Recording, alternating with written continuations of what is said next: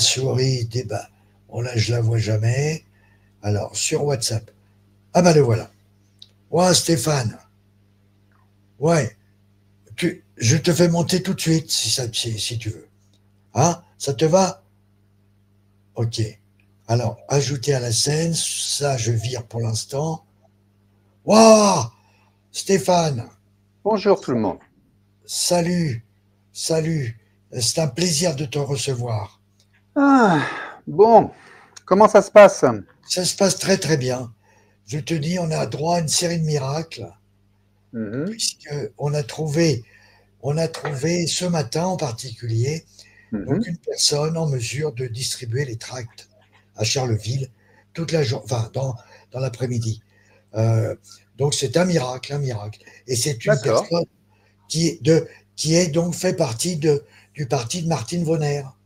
Que tu, d'accord, tu m'en as parlé un petit peu, ouais, d'accord. voilà, voilà. Alors je suis ravi donc d'accueillir Stéphane Lambert, que j'apprécie énormément, euh, et que je vais définir comme de façon très succincte, très très succincte, un spécialiste de la protection de l'enfance. Est-ce que j'ai le droit de dire ça? Oui, tout à fait, tout à fait. Et Bon, puis toi, tu as été mon mandataire financier lors des élections oui, législatives de juin dernier, donc déjà tu m'avais rendu service pour ça, je me souviens.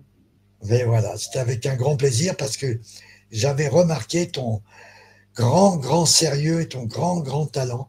Et je C'est me suis dit, gentil, celui-là, je ne vais pas le rater. c'est Donc, gentil. et vraiment, c'est un. Voilà. Stéphane Lambert, je vous le recommande à tous. Hein, pour toutes ses prestations, c'est un informaticien de haut niveau. C'est en même temps aussi un chef de projet sur des projets pouvant aller jusqu'à 200-300 000 euros sans problème. Et avec une grosse expérience, il est ingénieur également. Et son intérêt très avancé sur la protection de l'enfance, eh bien, euh, m'a aussi beaucoup touché parce que vous savez comme moi que, et comme on en a parlé Marc tout à l'heure, c'est une question très vivante aujourd'hui et tu vas nous parler notamment de l'ouvrage que tu as mis à la disposition des gens, hein, euh, Bon, mais sur...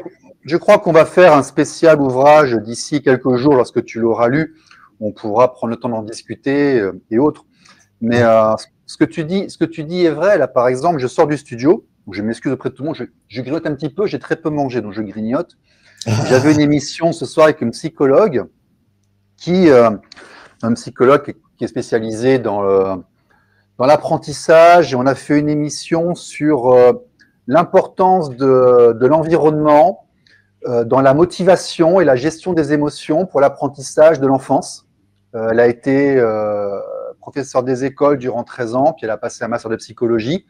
C'était sa thèse de fin d'études. On a fait une émission sur ça, et elle me disait effectivement que elle, une personne d'une certaine expérience, tu vois, d'un certain âge, expérience de vie, expérience de contact au niveau des gens, elle était impressionnée par la perte de sens ou la recherche de sens qu'il pouvait y avoir notamment chez les jeunes générations qui parfois n'arrivent plus à faire couple ou à trouver la motivation de faire un enfant ou alors de s'engager pour aller conquérir et construire un métier. Et, et, en fait, notre système et notre pays est un peu en très mauvais état, tu vois, il est très bancal. Et, et donc, la protection de l'enfance, elle est aussi symptomatique de tous ces trucs-là. Tu as l'hôpital qui marche pas, de la police qui marche pas, de la justice qui marche plus, des écoles qui se dégradent, des gens qui se cherchent, qui savent plus comment on fait pour être parent. Est-ce qu'on peut être parent comme étaient nos parents à nous? Ben non, parce qu'il y a tellement de lois et de changements et de brassages. Euh, donc ouais, c'est un sujet qui est extrêmement actuel et qui mérite qu'on en parle, c'est vrai. Ben, c'est génial parce qu'effectivement, on voit qu'il y a une actualité quasi quotidienne. C'est un sujet Oui, qui est évoqué dans les grands médias tous les jours. ben, Hein, il était temps. On a beaucoup travaillé pour que ce sujet rentre dans les médias. absolument. Et c'est bien que maintenant, ils s'en emparent un petit peu. Alors avec maladresse, hein, parce que Oui. très souvent, le média qui recherche l'audience et qui cherche l'effervescence va prendre un cas particulier qui fait beaucoup réagir, tu vois, qui appelle notre cerveau reptilien, et il va essayer d'en déduire des règles, des généralités, d'en provoquer des débats. Et ça, par contre, c'est l'inconvénient du média traditionnel. Mais en tout cas, il est bien qu'il s'en occupe un petit peu parce que, comme j'en avais parlé avec Marc Juston et avec d'autres, il y a plus de 20 à 25 ans que ce sujet, le sujet de la famille et de l'enfance de manière générale, n'a pas été présent lors d'une grande élection. Tout à fait. Alors que c'est un sujet d'importance, mais ça n'a jamais été de ça dont les candidats ont parlé. Donc que maintenant qu'on se mette à en parler un petit peu, c'est bien. Voilà. Tout à fait, tout à fait. Donc, comme tu le sais, cette émission, ce Résistons, est consacrée à, pendant 5 heures, là on arrive maintenant à bientôt 3 heures d'émission, il va nous rester 2 heures, et il est consacré à faire en sorte que on ait un premier député résistant qui entre à l'Assemblée nationale. Et pas n'importe lequel, un réputé un candidat très intelligent, très cultivé, très concerné par l'enfance aussi, qui est donc Lucas de Paris, que tu as interviewé il y a quelques jours. Oui. Hein, il nous a fait une très belle démonstration de sa perspicacité. Hein, je pense que oui. J'ai eu l'occasion de l'interviewer en début de semaine. Effectivement, c'est quelqu'un, on sent assez rapidement qu'il y a une présence.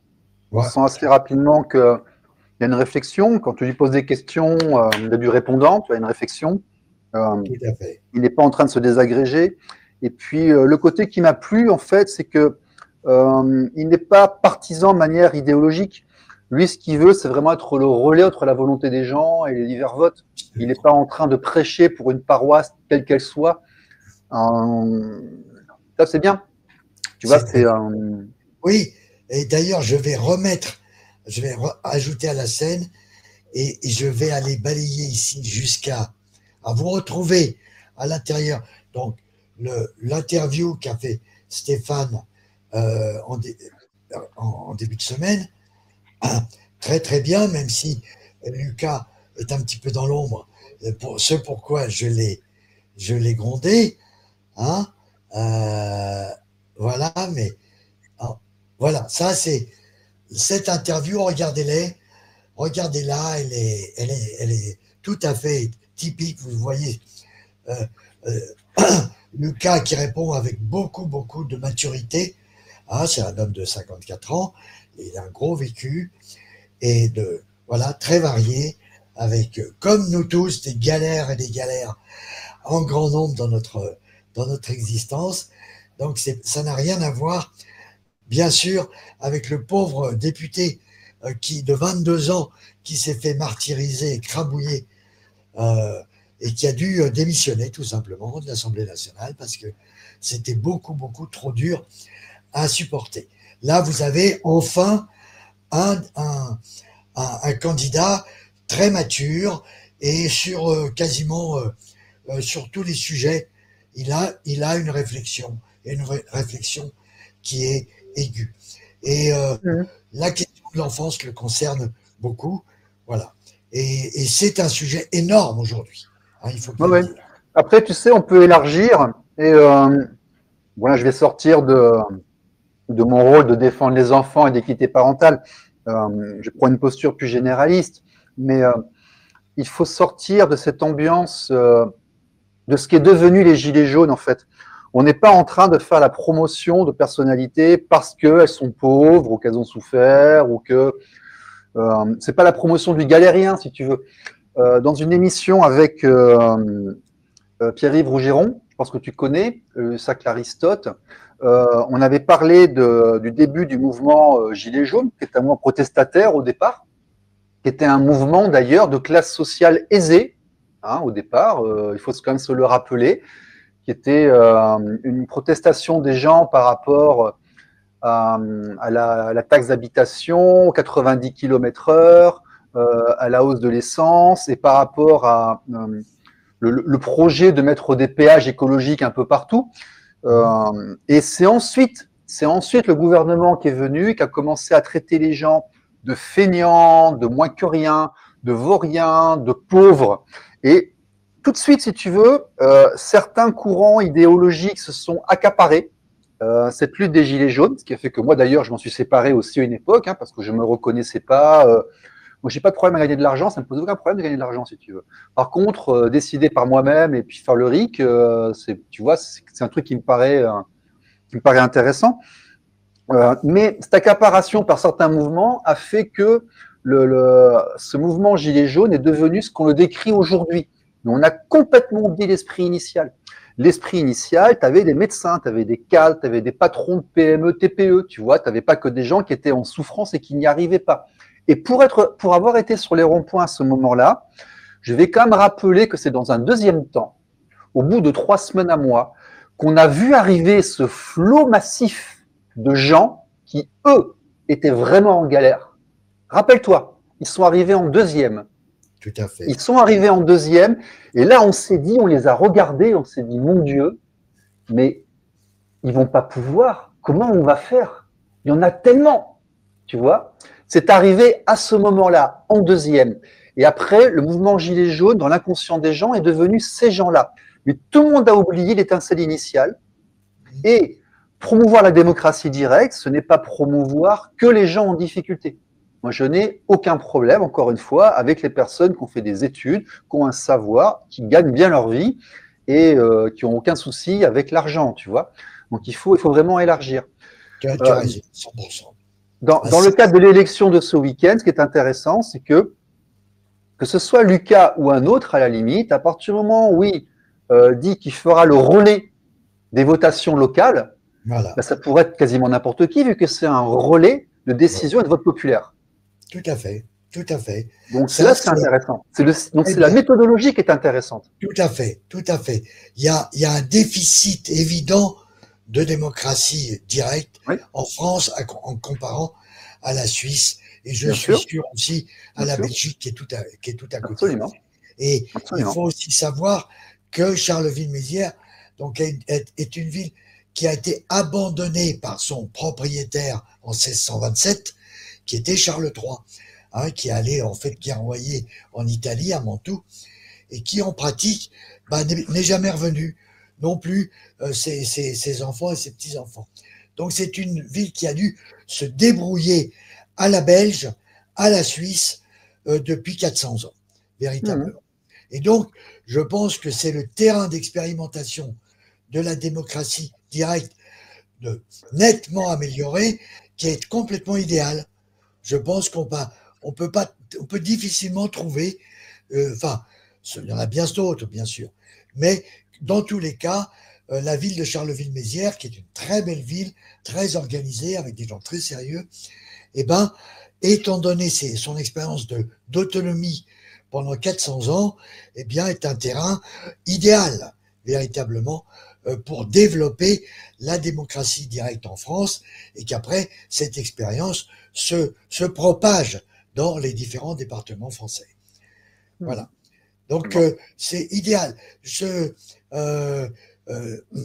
Lucas, moi, on est venu ensemble, Lucas et Sandrine et Noël Lapierre, hein, voilà, aussi, qui est un type extraordinaire. Et donc, on a vu une bienveillance, hein, l'absence totale de calcul, hein, de volonté de gain. Mais voilà, ça s'est jamais démenti. Jamais démenti. Voilà. Et donc, c'est très bien. Moi, je pense que les Français peuvent être vraiment intéressés parce qu'ils n'ont jamais osé jusqu'à présent prétendre à la démocratie directe, mais ils peuvent être vraiment intéressés à passer à l'étape supérieure et à se rapprocher de ce que font les Suisses en particulier. Tout à fait. On va regarder ce week-end comment ça va se passer, mais il est possible qu'à l'avenir, pour les prochaines élections, il faille essayer de se séparer de cette image gilet jaune dans la caricature qu'elle est devenue, et de revenir au niveau initial, de dire qu'en fait, c'est pas la candidature des pauvres, c'est pas la candidature des galériens, de ceux qui travaillent pas, parce que c'est un repoussoir, ça, tu vois, c'est un piège du gouvernement, c'est un piège sémantique qui a été utilisé pour faire fuir d'ailleurs un grand nombre de participants au mouvement qui n'ont pas voulu s'identifier aux insultes du gouvernement, d'ailleurs, à l'époque, hein, il faut quand même s'en souvenir. Et peut-être que pour avoir une chance d'avoir un peu de pouvoir, peut-être qu'il va falloir, encore une fois, si tu veux, ça veut dire être multi-classe sociale, Oui, multi-confessionnel et multi-idéologie. Le grand danger du système, ce qui fait peur aux gens, c'est ça. Et donc, te retrouver cloisonné dans une petite sociologie, un petit groupe de population, va t'empêcher d'accéder à des choses plus importantes. tout à fait. Tout à fait. Il est important de dire que la démarche, c'est de devenir un relais entre le peuple et l'organisme de pouvoir, mais que ce n'est pas forcément devenir la voix des exclus, voilà. C'est vraiment la voix de tout le monde. Il va falloir revenir sur cet esprit-là. Voilà. Et sachant que le fait que ceux qui sont des exclus, comme tu dis, qui sont en grande précarité et qui quasiment ont été exclus des grands partis aussi, hein, que ça soit les FI, que ça soit les socialistes, etc. Ceux qui sont des exclus, en gros, tout le monde s'en fout. Et le fait qu'on ait 10 millions de pauvres en France me choque énormément. Et donc, mais ça va pas s'arranger, hein. Ah si, bien sûr que ça va s'arranger. Si vous votez, je te dis qu'on peut descendre beaucoup plus bas encore. Voilà. Si vous votez pour Lucas dimanche, je peux vous dire que ça va faire tache d'huile et qu'il ne sera que le premier de nombreux députés résistants qui iront porter la voix très haute à l'Assemblée nationale pour défendre toutes les catégories de Français. Voilà. Et nous, on va démontrer que justement, eh bien, on est capable, où la résistance passe, le chômage trépasse. C'est devenu un peu un slogan. J'y crois à 100%, et notamment justement par l'amélioration, parce que la France aujourd'hui en fait s'effondre, hein, à cause du je m'en foutisme total des élus actuels, à quelques exceptions près. En moyenne, c'est quand même de la bourgeoisie quand même un peu arrogante et qui n'aime pas du tout les pauvres, entre guillemets. Avant, il y avait quand même un peu le Parti communiste qui s'en occupait. Mais il n'est pas possible qu'un pays se redresse économiquement si il y a une part de la population qui est complètement délaissée et qui va verser évidemment forcément dans un fonctionnement social qui porte de la délinquance, qui porte... Tout à fait, mais la résistance n'est pas l'apanage des exclus et des gens qui sont pauvres. Voilà. Donc ça, c'est important de le recadrer, de le replacer. Oui. Effectivement, on est tous ensemble, même si tu sais que moi, je suis à France Libre et qu'on est souverainiste. En attendant, nous sommes censés être dans une équipe, mais l'équipe, ce n'est pas uniquement la voix des descendants ou ceux qui ne sont rien. Tu vois, c'est vraiment la voix de tout le monde. Voilà. Et ça, il faut le replacer sur le débat. Voilà. Et donc, tout à fait. Donc, cet événement de dimanche est très, très, très, très important. Et les habitants de Charleville, les habitants de Charleville pourront s'honorer si ils votent en masse pour Lucas dimanche, d'avoir initié ce mouvement qui cherche justement à redresser rapidement et très rapidement, parce que aujourd'hui on fait tout très rapidement, la France dès 2025. Voilà. Okay. Eh bien écoute, je te remercie infiniment. J'ai mon ami Lucky qui a abandonné un peu. Ta prestation me ravit, et on en aura une certainement très prochainement complémentaire, justement pour parler un peu plus de ton ouvrage que j'aurais lu.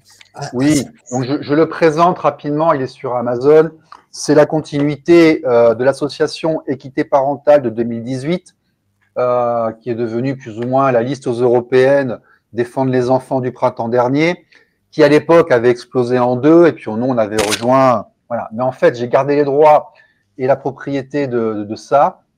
Et c'est la suite de la campagne électorale et c'est la proposition à destination des professionnels, des députés, de ceux qui font les lois, de ceux qui travaillent sur le terrain, qu'ils soient éducateurs, psychologues, enseignants, parents concernés, militants associatifs, sur la protection de l'enfance avec plusieurs parties, hein, les services publics, la justice familiale divisée en 4 parties, tribunaux, experts, avocats, police, les services sociaux, la transition numérique.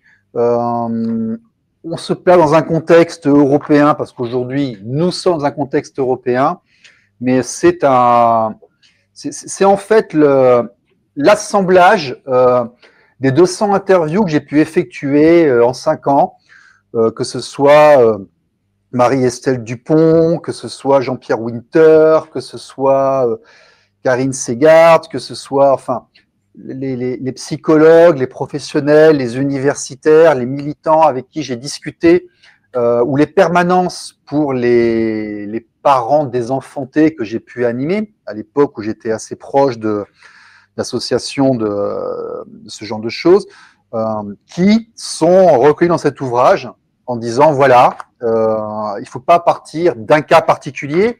Là, il y a une visibilité sur plusieurs centaines d'histoires et de dossiers. Et aujourd'hui, ce dont on a besoin, c'est ça. Voilà. Donc, je te laisse le lire parce que tu es quelqu'un aussi qui a une expérience de vie, qui a des enfants.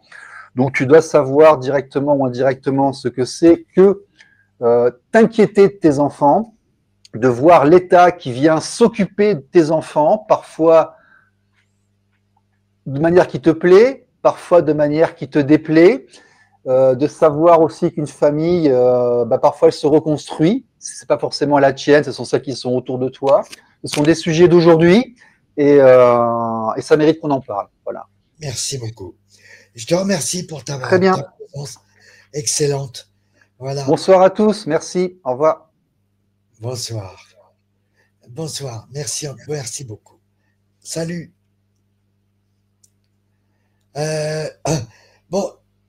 Merveilleuse intervention de Stéphane Lambert, qui est un vrai spécialiste et qui est infiniment sérieux et très solide sur les sujets qui le motivent.